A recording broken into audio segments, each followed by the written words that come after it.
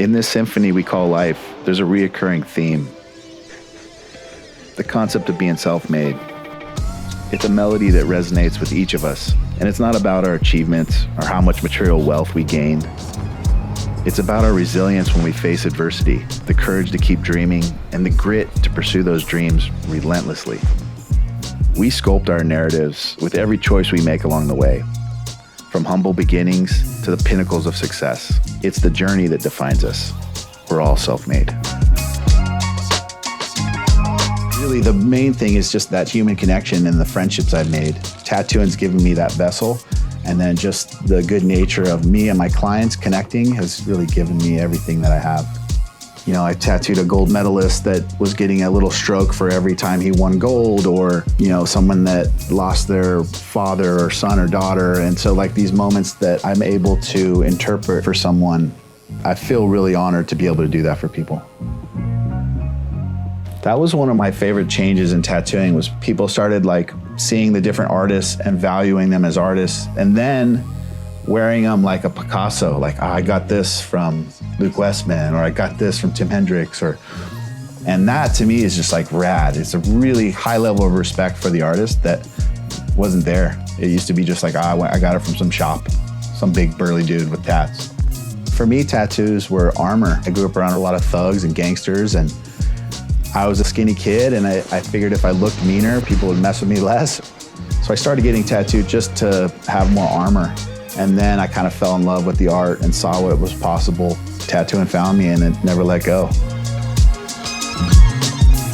If there was ever a moment I was bored as a kid, my mom would just be like, draw something or build something or create something. So art just kind of grounded me. It kind of gave me an outlet where I could just kind of channel, you know, thoughts, feelings, ideas. So it was actually my savior. Art really saved me as a kid. It actually kept me out of a lot of trouble. It was just my own battle. The harder I worked on it, the more it would give me. Kind of growing up on my own, I've always had this like self-made moniker, which is like, I gotta do it on my own and I gotta figure it out. Kind of let me make my own rules, and I'm still making my own rules to this day. And then the byproduct is just wonderful people and great relationships, and, you know, star athletes and great actors and fucking amazing electricians and just people all over the world.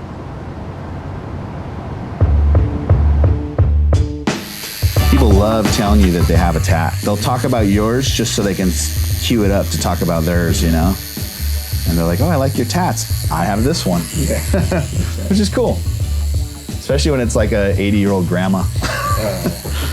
It's almost like a fucked up therapist, you know? Where you go and you get like physically tortured, but then you can talk about your life at the same time. Yeah. Yeah. It's nice. I always think of doing a tattoo like tailoring a suit, you know? It's like that suit you're never gonna take off, so it's gotta fit really perfect. My dad always told me, he's like, Kev, whatever you do, don't get a tattoo. And so the butterflies represent my kids. So my son, who's 23, my daughter, who's 19, and then my 11-year-old daughter. That kind of kicked it off, and then we went to the other side. Now we're filling up this whole leg. You spend enough time holding another man's thigh, you become very close. My first tattoo, I was 16. My older brother had a friend that tattooed the whole neighborhood in his apartment, and I got Wessman across my back in Old English. At the time, all I saw was like the gangsters and the drug dealers in my neighborhood, and that's kind of some of the tats they had. It was Old English across the back and neighborhoods, and all around the room was fishing poles and stolen car stereos and surfboards and wetsuits, and it was all this trade from the neighborhood. I just remember that being my first really cool tattoo experience, just kind of soaking all that in, and I pretty much got tattooed every few weeks from that day on. You know, surrounded by gangbangers and military, the ocean was the only escape, because even in the parking lot there was gangsters. But you get out in the water and it was good, you know, it's where you could kind of just be at one with nature. So I started getting in the water pretty young. This surfer that was a tattooer moved to Oceanside from Florida, and he was an amazing artist. So him and I hit it off. Through kind of my time getting some tattoos from him and hanging out with him, he asked me if I wanted to learn how to tattoo, which was kind of crazy in the 90s. You didn't know how people started in tattooing. It was such a taboo industry. So it found me even when I wasn't looking for it. It was a real kind of secret profession. I have so many cool people I get to tattoo, you know? Like a Darius Rucker, Jalen Ramsey, like famous, all kinds of crazy people. And then the people they connect with, you give them something to take home, but it's like, I want to take home something. So I'm gonna see if Dingo will do a little tattoo on me. Classic palm tree is kind of sick. I mean, dude, I've got pretty dumb tattoos, so like, don't like stress. Yeah, let's do this. Oh yeah, it's kind of a vibe. Yeah, a little double line, kind of like gives a little motion back there.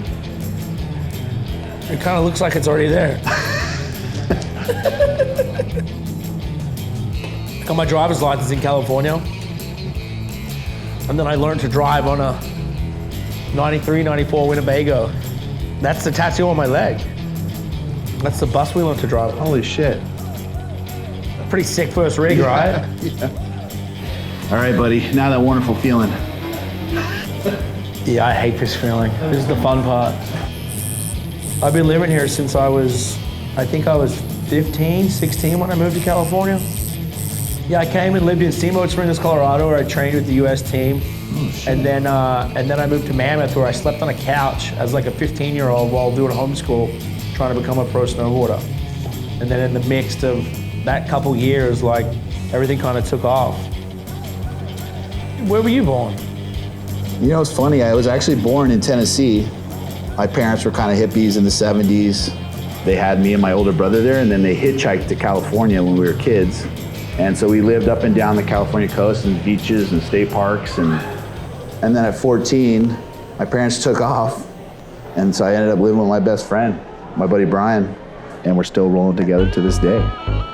Kept my head down, just worked hard. It's been beautiful, man. Like, you know, like a lot of life is about people, connectivity, and when I got clients in the chair, I just give them all my attention and try to do a nice piece of art. I mean, they all just tell a story in my mind. Every tattoo I have tells some sort of a story, which is cool. And those stories have accumulated all over the world. You know, a lot of people within the Monster ethos, especially athletes, all are tatted. And I think even the brand itself, like popping up all the tattoo artists around the world and at the events, almost like a timepiece of like, oh, I was in Aspen and there was a book, and then my face was in the book, and I got a tattoo of my face. I think it's cool. Maybe our parents don't like it. But no, Monster Energy and tattoos, they definitely go hand in hand. Dude, that's it. That's it? Yeah, a little black and gray palm tree gang. Boom. It's never bad once it's over. Once it stops. Once the pain stops. Do you remember your first tat? Yeah, it was Dingo. Yeah, it's still there. That's that. I can tat you. I'm not a very good tatter though. I don't want to mess it up. Well, that's the thing. You can't mess it up. It means more than it being like a perfect design. You know what I mean? Right.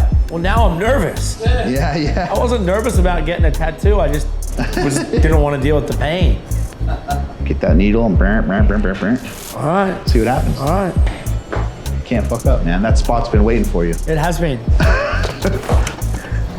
All right, we can't go wrong. So, if you're ready, we'll just rip. I don't know. Go slower. Yeah. Ouch. Look how solid that sucker is. You went deep. Got it pretty good, dude. This is pretty good. It's just gonna have its own special flow. I mean, it's an M. It is, right? It's an M claw.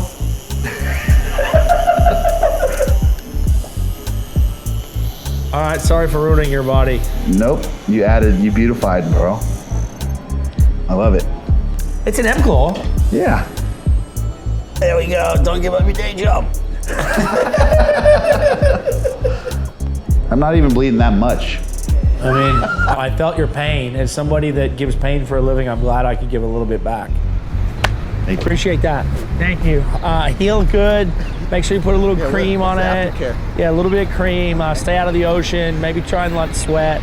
Yeah. Give it a slap here and there, and then you'll be good. I think as humans, we all need community, and I feel like we all find it in our own ways.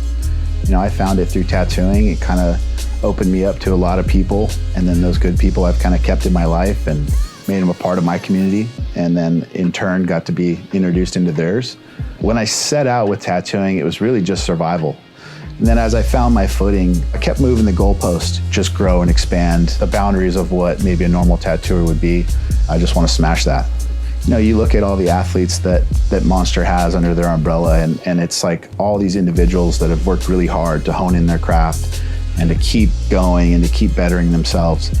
And I think that's a lot like me, you know, trying to keep bettering myself and honing in on my skills. And there's a lot of sense of like, it's never good enough, even if you're at the top.